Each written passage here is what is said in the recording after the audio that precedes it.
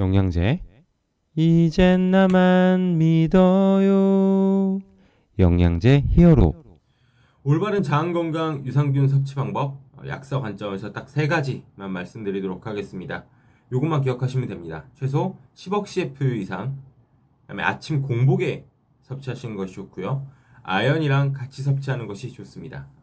그리고 마지막으로 2주 정도 섭취를 하셔도 몸에 큰 변화가 없다. 과감히 바꿔주셔야 됩니다. 요것만 기억하시면 됩니다. 안녕하세요. 영양제 히어로 남진 약사입니다. 오늘은 3분 영양 시간인데요. 프로바이오틱스 유산균에 관한 내용입니다. 프로바이오틱스랑 유산균은 정말 중요한 내용이 너무 많아요. 그래서 2편으로 나눠서 제작을 했음에도 불구하고 내용이 조금 깁니다. 그래도 딱 3분만 집중해 주세요. 그럼 시작하도록 하겠습니다. 프로바이오틱스는 무엇인가요? 프로바이오틱스는 우리 몸에 유익한 효과를 내는 유익균입니다. 유익균은 장 내에서 소화나 대사에 관여하고 또 호르몬 균형이나 면역에도 많은 기여를 합니다. 가장 중요한 역할은 근데 장 내 건강을 증진시켜서 이제 배변 활동을 원활하게 해주는 바로 그것입니다. 참고로 이제 나쁜 영향을 끼치는 유해균도 당연히 존재하겠죠. 그럼 유해균이 많이 번식하면 장 건강에 안 좋아지겠네요? 맞습니다. 우리 장 내에는 미생물만 100조 개가 넘게 있어요. 우리 몸의 전체 세포의 10배에 해당하는 용량입니다. 여기서 유익균과 유해균이 항상 이렇게 싸우고 있다고 보시면 됩니다. 그래서 유익균이 우세할 때는 장 건강이 좋아지는 거고 유해균이 우세할 때는 장 건강이 안 좋아지는 것입니다. 그래서 면역이나 호르몬 균형에도 문제가 발생을 하겠죠. 그래서 저희는 이 프로바이오틱스, 유익균, 유산균을 지속적으로 섭취해서 유해균이 득세하지 못하게끔 해주어야 되는 것입니다. 그럼 프로바이오틱스는 어떤 사람이 먹는 게 좋을까요? 기본적으로 장 건강과 배변 건강이 좋지 않으신 분들이 섭취하셔야 됩니다. 대표적인 증상이 변비이죠. 변비 같은 경우에는 기준이 다양하게 존재하지만 일단은 주 3회 미만 이제 배변 활동이 이루어지시거나 아니면 잔변감이 존재한다거나 아니면 배변할 때 과도하게 힘이 들어간다거나 이런 경우 이런 증상이 있으신 분들이 섭취하시는 것이 좋습니다. 또 반대로 이제 증상이 변이 너무 묽거나 설사가 나온다거나 아니면 변이 너무 자주 나오게 된다거나 배변 시 복통이 좀 심하다거나 아니면 스트레스 상황에서 갑자기 변이 마려우신 이런 증상이 있으신 분들도 프로바이오틱스를 섭취하는 것이 좋습니다. 그럼 프로바이오틱스랑 변비약이랑은 무슨 차이인 거예요? 굉장히 근본적인 차이가 있습니다. 변비약은 기본적으로 장을 좀 쥐어짜서 변이 확 나오게 한다거나 아니면 장에 있는 내용물을 이제 밀어서 이제 변이 나오게 하는 그런 역할을 하는 의약품입니다. 근데 프로바이오틱스는 장내 환경을 근본적으로 변화시켜서 장내 환경을 좀 쾌적하게 만들어주고 장 운동을 정상화시켜주는 그런 역할을 한다고 보시면 될 것 같습니다. 그래서 변비약은 변비 증상이 있으신 분들만 먹어야 되는 거고요. 다만 이제 프로바이오틱스는 앞서 말씀드렸다시피 변비가 있으시거나 아니면 설사가 있으신 분들도 섭취를 하시는 것이 좋습니다. 그럼 프로바이오틱스 제품이 엄청 많은 걸로 알고 있는데 어떤 기준으로 섭취를 해야 할까요?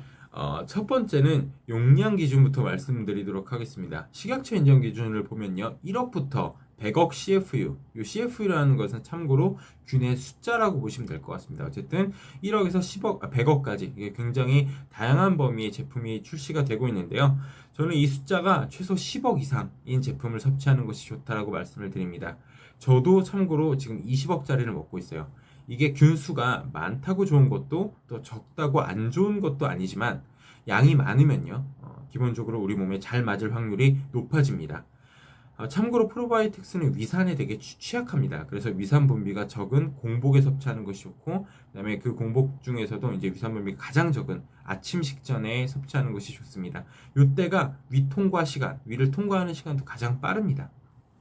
그럼 프로바이오틱스가 내 몸에 맞다라는 건 어떻게 확인할 수 있어요? 가장 정확한 거는 이제 스스로 증상 변화를 체감하는 것입니다. 저도 그렇게 하는데요. 변이 너무 안 나오거나 변이 너무 묽고 자주 나오거나 이러한 증상이 개선이 된다. 나아지면 내 몸에 맞는 거고요. 아니면 안 맞는 겁니다. 근데 여기서 되게 중요한 게 하나 있는데요. 이 증상 변화가 나타나는데 걸리는 그 시간입니다. 증상 변화가 나타나는 시간이요? 네, 맞습니다. 프로바이오틱스 같은 경우에는 2주 정도, 아무리 길어봤자 한 3주 정도까지 기다렸는데도 효과가 나타나지 않으면은 과감하게 바꿔주는 것이 좋습니다. 2주라는 시간은 균이 정착하는 데까지 걸리는 시간이고요. 이 시간 동안 변비 증상이 있으셨던 분들은 이제 배변 횟수가 증가한다거나 아니면 또 변이 너무 묽었던 분들이 변이 좀 단단해지지 않으면은 그냥 바꿔주는 것이 좋습니다. 그런데 간혹 가다가 어떤 분들이 오히려 증상이 더 안 좋아지심에도 불구하고 예를 들어서 복통이 더 심해진다거나 아니면 변 볼 때 더 힘들어진다거나 뭐 이렇게 증상이 더 안 좋아지심에도 불구하고 이게 내 몸이 적응해지는 이제 명현 반응이라고 생각을 하고 참고 드시는 분들이 있어요. 근데 그럴 필요가 전혀 없습니다. 그렇게 해서도 안 되고요. 그냥 빠르게 바꿔주는 것이 좋습니다. 이 유산균 자체가 나쁘다 이런 개념이 아니라 그냥 단순하게 내 몸이랑 안 맞는 경우이기 때문에 빠르게 바꿔주는 게 제일 좋습니다. 아, 그렇군요. 그럼 프로바이오틱스랑 같이 섭취할 만한 영양소들은 무엇이 있을까요?